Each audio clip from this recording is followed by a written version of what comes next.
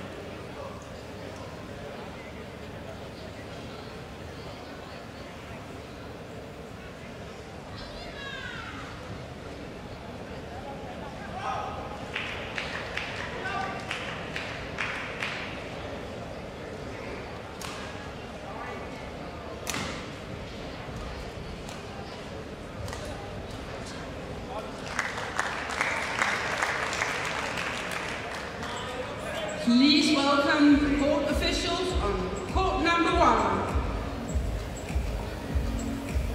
Well, a terrific match, wasn't that? That women's singles that we've seen. And next up is going to be the mixed doubles action.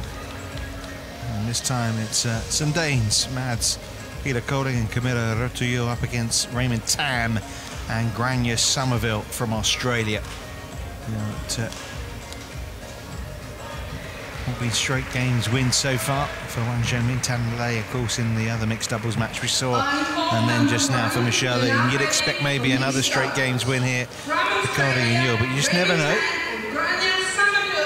Yeah, Danes just about to make their way out on court ahead of this. And they're facing Mads Peter Kolding and Camilla. Here they come. Well, you can hear some home support as we have another Danish pair in action. There's already been some Danish joy today already. There's the Australian duo who, well, we'll hope that they can maybe upset the home fans here. Raymond Tam and Grania Somerville. But Mads Peter Kolding with the experience. Camilla Rotuyo. Very tall pair in comparison to their opponents. And you'd have to say favourites to see this one through. Definitely a very tall pair. Yeah, it's of course the Danes are favourites in this one, I think. They've looked really, really good in training. Especially Mads. I think he's been having a good run-in up to this. No injuries and look really good. So I'll be surprised if we should have an upset here. Of course, both have got the women's doubles, men's doubles to look forward to as well.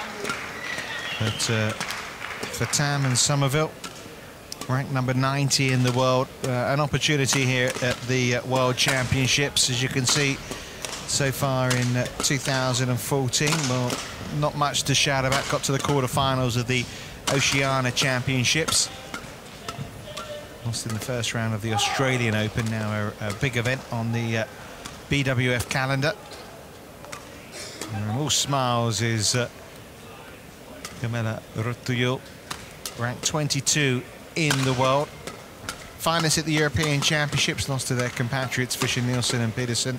Quarterfinals of the All England, quarterfinals at the India Open, but most recently, first round defeat at the Indonesian Open, second round loss in Japan. But a pretty good draw for them. Yeah. And I think they're looking better than I've seen them in a long, long time, especially Mads. Camilla, we know of her standard for many, many years, but Mads has looked really, really good in training, so. And he is very difficult to play against when he's on top of his game. But that, you know, with that reach, it's just, especially for a girl that is up against the guy with that reach, it's very difficult. Yeah, I'm interested to see how this one pans out, because there is obviously a big height difference here. And you wouldn't necessarily think that makes such a big difference in badminton, but when you're trying to, you know, dominate the net, and it's up to, yeah. That's pros and cons, you know. It depends on what's going to be important in the game. But I just think in the other area of the game, let's say that the Australians here wants to play flat and all this, then I still think Mads and Camilla's better at it. So it's gonna be difficult, but we saw a good performance by Chapman here before. Yeah, sure. And here's Somerville, who's got an interesting background. She's the great-granddaughter of a prominent political reformer from the late Qing dynasty at the end of the 19th century. Her father moved to Australia when he was 6 years old, from China, of course, and this is her second World Championships. His first. She's only 19, actually. Tam 27, so played in his first Commonwealth Games a few weeks ago. Now the experience of her first World Championships. But there's a lot expected of Somerville. She's seen as a bright young talent from Australia.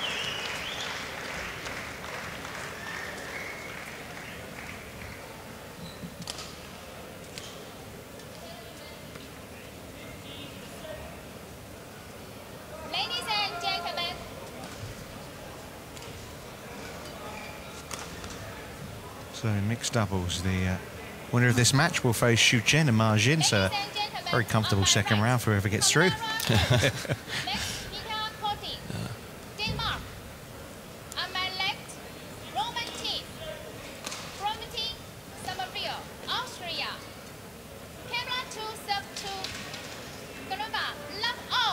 we're just about ready now for this mixed doubles first round to get underway. Denmark against Australia.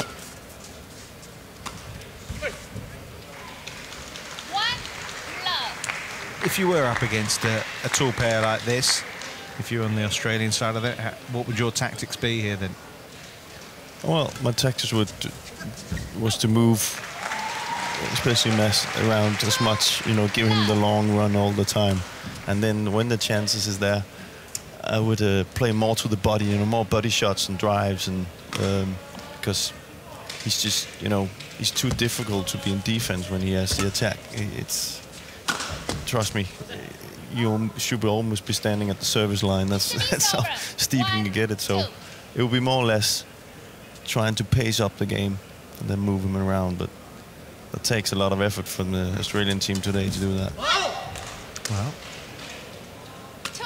they're off the mark, and they've leveled up early stages, of course.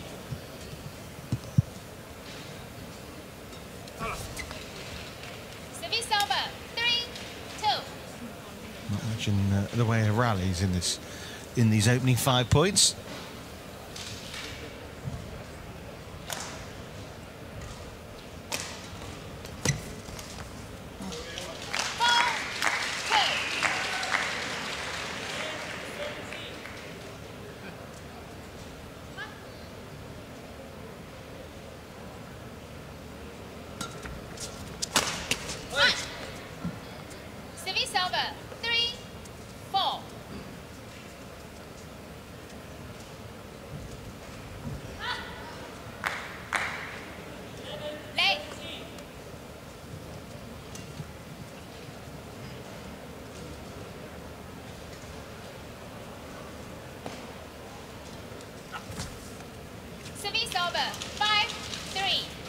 Well, it would be nice to have a rally, wouldn't it, really? I mean, I don't think we've had a rally longer than 3 shots. No. That's... Oh, here we go. So that's a problem. Doesn't last too long, mind you, does it? But that is doubles today, and that's something I think needs to be discussed at some point. You know, well, how do you combat that then? Yeah, I have an idea of, you know, first of all, we have to understand that the players nowadays are way more specialized in this. So it's actually because they are that good. They're so good at covering and having agreements what to do on court that the court is extremely small. Not that it's gotten smaller, but understand that they're better at playing. But the thing is, on the service situation, they're so good at knowing what people do and whatever that I would take away the... If it was up to me, I would maybe take away that double service line at the back. So it was possible to serve a high serve to start, you know. So if you're into a situation where you're really finding it difficult to serve short to a pair who's really got a returning, because that's where the points are short. That is in the service situation. Then you maybe can flick serve a long serve, because they're so good at covering only to this line, the first line here, that I think it would help. Yeah, that makes sense to me. Then there's something with the serve as well. They're serving really well today. Some of them are serving really to the limit of how high you can take the racket. You could maybe make some kind of a thing there as well. Oof, there's a big chance. Yeah, wide from Tam, and Mads was leaving the shadow at one point in that point as well. But his indecision didn't prove to be vital in this case. Well wide from Tam, who was born in Hong Kong. Well, it's pretty fast, pretty furious, very efficient so far from the Danish pair. 10 for their lead.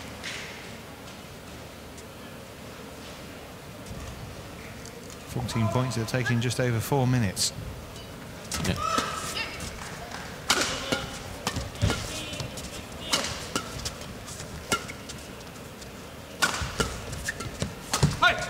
Brilliantly read by Camilla Rukviel. Very straightforward so far for the Danish twosome. Yeah. And you can simply see here in the start that nothing against the Australian pair, but they don't have the weapons or the solutions to open up the Danish team. So 11-4 the interval lead.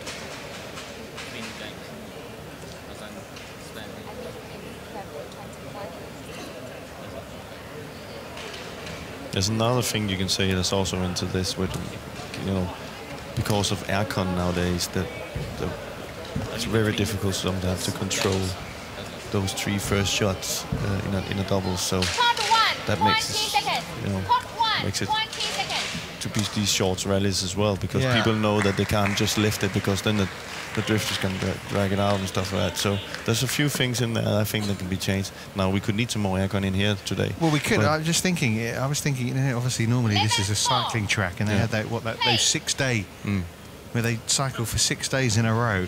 2 cyclists taking it in turn. Yeah. I hope it wasn't as hot as this. Goodness me. Yeah, and it's not even because it's not particularly warm outside. So no, it's not.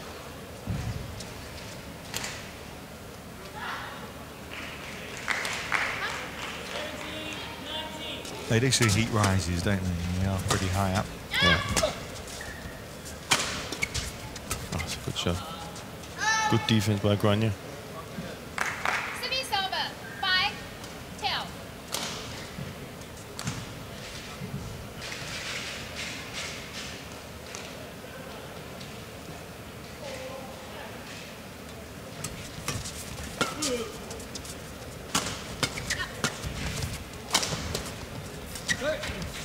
Yeah, she got that out of her body well, Somerville. Won the point.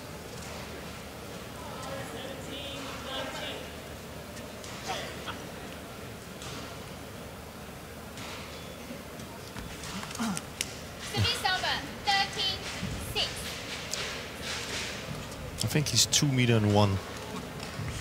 Mats, and it's not, you see, there you can see just what we spoke about. Maybe Grønne at that time would like to just flick serve, a long flick serve. There's a guy standing there, there's 2 meter on one, and he has to say, he can almost reach her. And when they got to face Camilla as well, she's the tallest in the women's doubles. So they're finding it very difficult just to serve here and get the rally going. And again, it's really important for me that saying it's because the players are just that good at it. It's not, you know, they're just.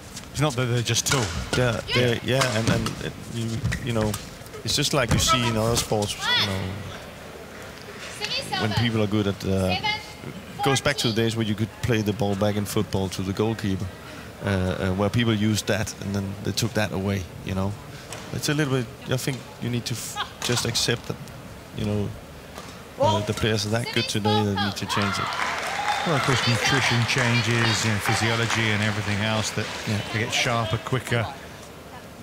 Racket speed changes. Of course, you're a big hitter. No one's really hitting the shuttle, it seems, any harder than in your day. It doesn't. No, it doesn't get to that. It never gets to the situation where you need a big smash. Sometimes, of course, but if you see now they're not here as San and Zetterman, for example. There's hardly no rallies. It's, you know, it's a drive or follow up, and they really go for it. And they're just that good at it. And sometimes when it doesn't work, it's not like they're changing anything, and then you won't have any rallies.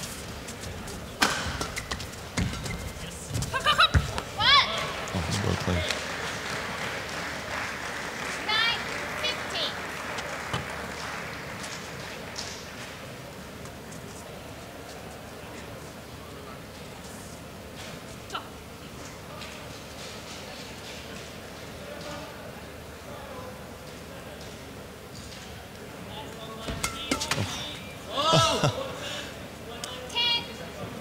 Got away with that one. That wasn't the best short serve I've seen. See.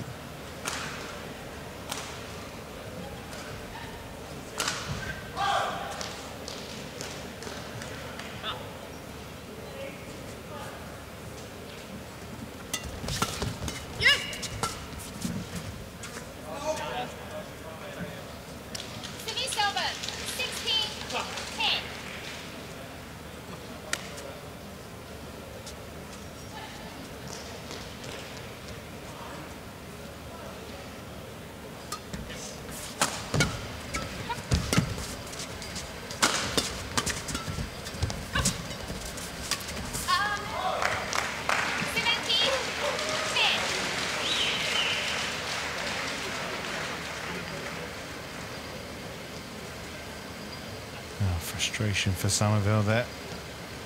She's played pretty well so far, but not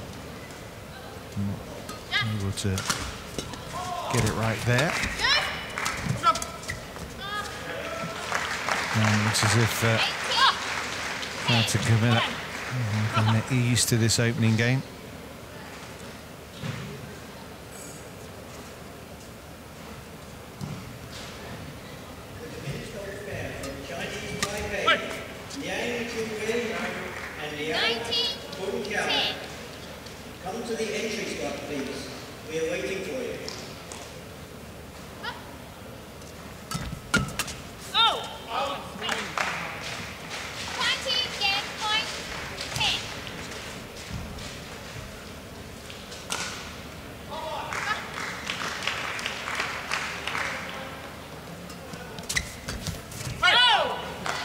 So opening game to Mads Peter Kolding and Camilla Urtujo.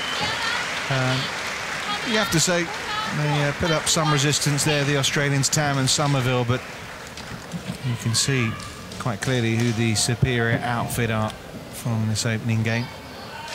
21 points to 10. The Danes take it.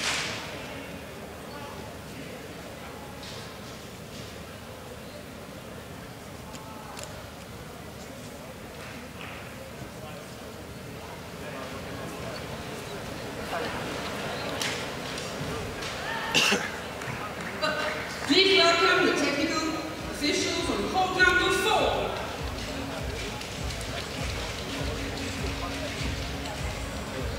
Umpire is Dida Merdy from Mauritius and service judge Jan Butt, Australia.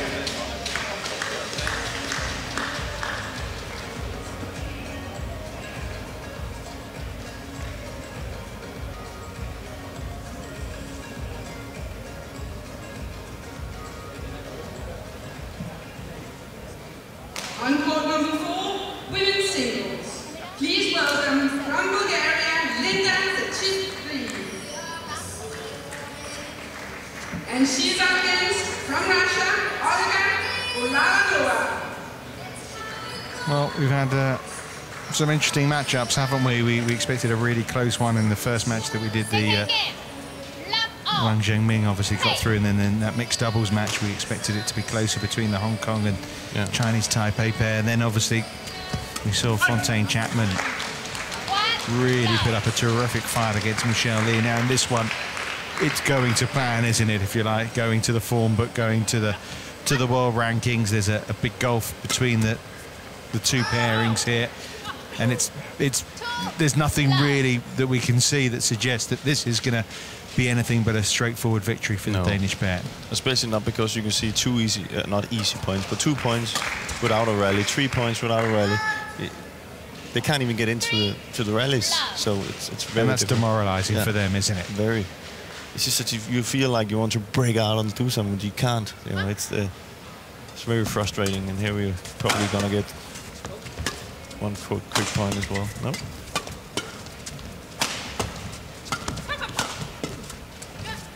Oh.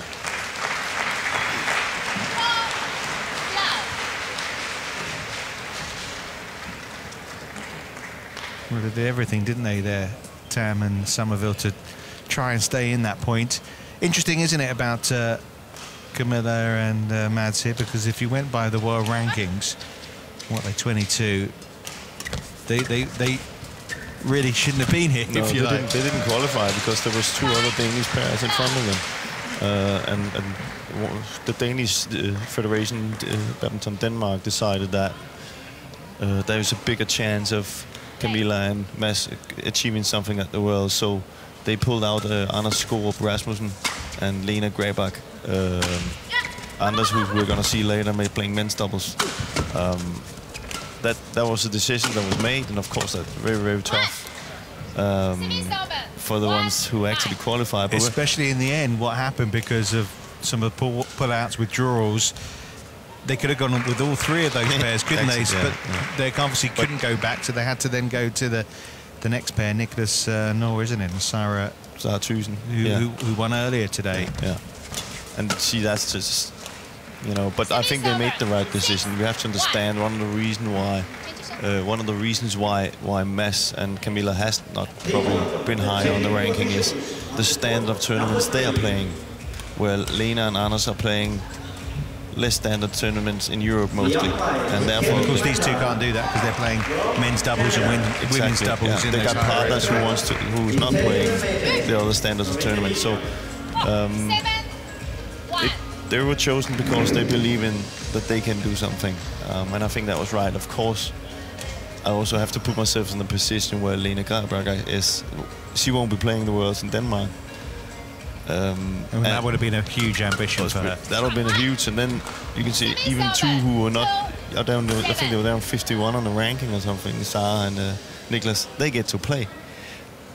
It's tough. It's tough. It's very decisions tough. Have to be made, and you can't look into crystal balls and know that this and that is going to happen, which in the end they could have gone for all 3 of them, but they weren't to know that. It was a professional choice, and I think they were right in doing it, but of course I can still have to put myself in Lena Grabak's position. Because you played in the World Championship, didn't you, in Denmark? The last time we had one here in 1999. I mean, that must have been a really big deal for you. It's very special. It's very special. Seldom you get to have that chance. With the, you know, there's more media and there's more. You know, that's a little bit difficult when you play in the Far East most of the time. You know. So but badminton becomes in the spotlight, doesn't it, for you in Denmark? Yeah. You know, I know it's become a lot better, but at that time, you know, there was not so much interest, or not interest, but the media coverage was not as big. So when it was in Denmark, it was very, very big for us. No, well, there was internet back then, but it wasn't quite as as readily reactive as it is right now. And 11-2, the interval lead for Mads and Camilla here over Tam and Somerville. It's just a question of when, not if.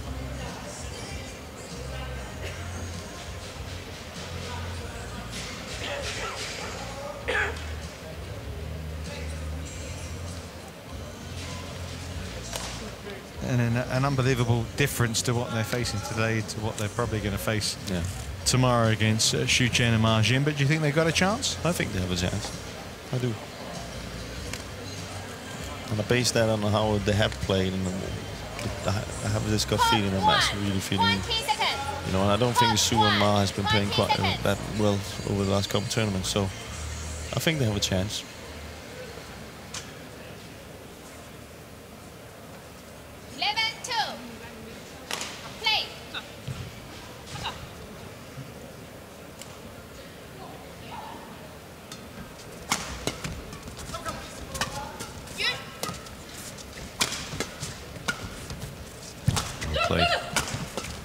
Oh, another one around the backside. We've seen that a few times this afternoon.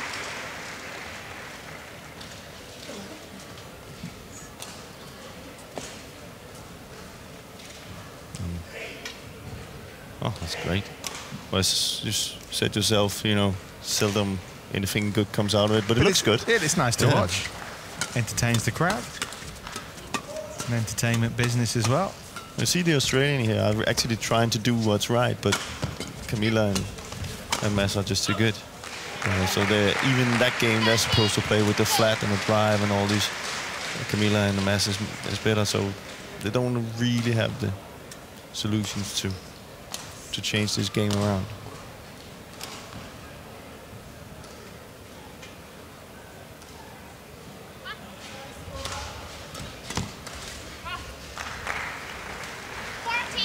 Well, they're now steamrolling the opposition here. 7 points in a row, 14-2 the lead.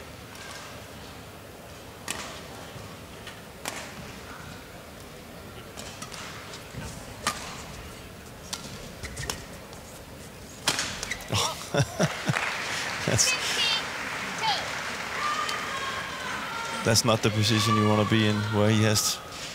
And he jumps pretty high as well. So that's from 5 meters or something. Number 2.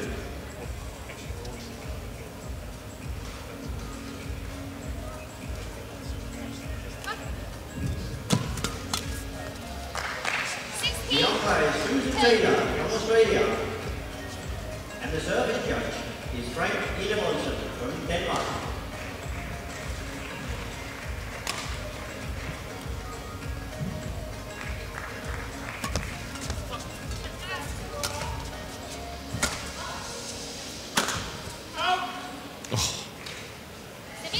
So one of these big smashes again, but this time it's going wide.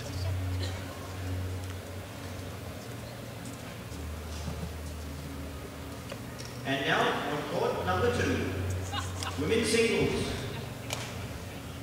Please welcome from England, Sarah Walker. And she's facing Well, at least they've got another point on the board. Samira.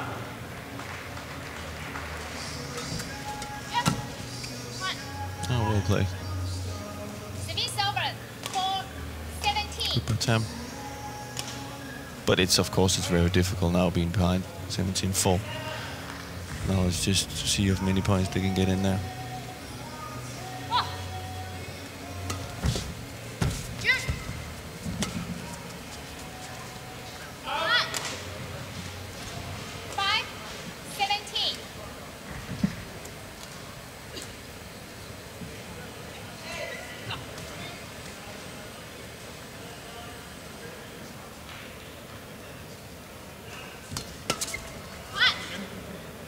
That's the second time that's happened in this match. You can almost see the service. She's finding it very difficult to serve to both the Danes.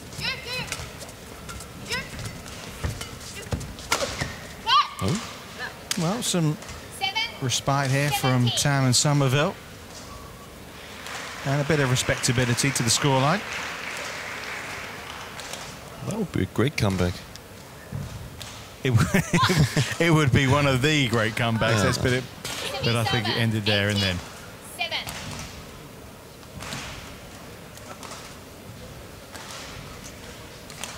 They've won 4 points in a row, but 3 points from victory now for That's Peter Colding and Camilla Ortuyo.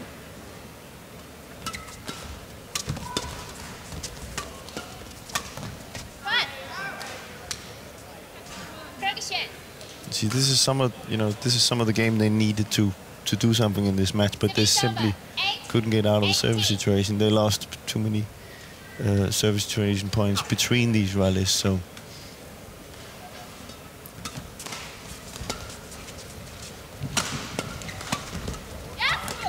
yeah, once they're in the rallies, they look okay, but the hard bit's trying to get into the keep rally. the shuttle going. And there's actually quite good rallies we see here when they are rallying. And that's why I'm saying with the thing we talked about, it could be good for them. For example, Grania, who's finding it very difficult to serve to match, to maybe be able to serve long, to get the rally going. So.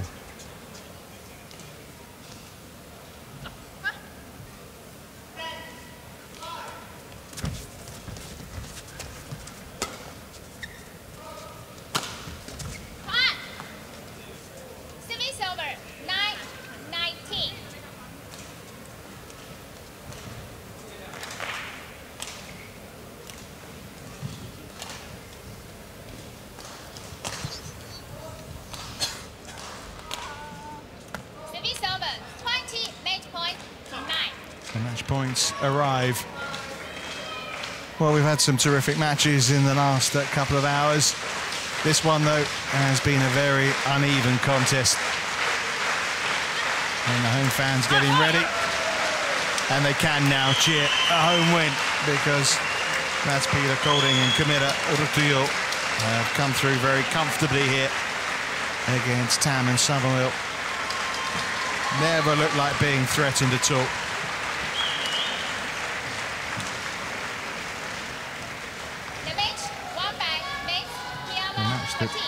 Lasted less than 25 minutes. High fives. And the Danes through to face Xu Chen and Ma Jin in round 2. 21-10, 21-9 the scoreline.